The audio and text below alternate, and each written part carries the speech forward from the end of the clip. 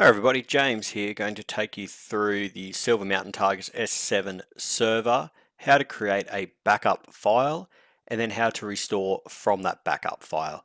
This is a good thing to do after you make changes to your admin side, whether you're adding users, adding target faces, or so on. This way, if anything gets corrupted, you can go back and upload your backup file of your last known good state.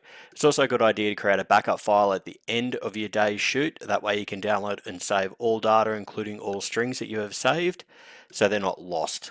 So to download or save a backup file, you want to log in as admin. So we click the little man with a tie, type admin into the pop-up and log in as admin. Now you want to move over to the little cog icon.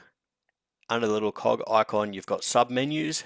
Go to the save disk icon, and under the save disk icon, you have the option to download. What you want to do is you click download, you'll get a little pop-up box.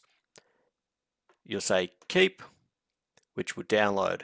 After you've downloaded, take that from your downloaded folder and put it in a folder on your desktop computer. Call it backup for your S7 server or something like that you're easy to remember. So then I've already moved that file. So what you want to do is to restore from backup is choose file. And as you can see here, these are backup files that I've made over time.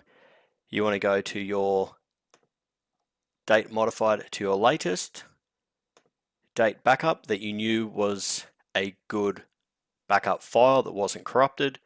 Select open. You'll get a pop-up. All data in the system will be overwritten by this backup. Any strings saved since the backup was downloaded will be lost. Are you sure? So that way, if you've saved some strings or whatever, and then you've had a corruption and it's not working, you can restore it back from the backup, but all those strings will be lost. Select OK, and you get this box that says success, restart and reloading. All you got to do is press back, and now we're back into admin, and that is how you download and restore a backup on your S7 server.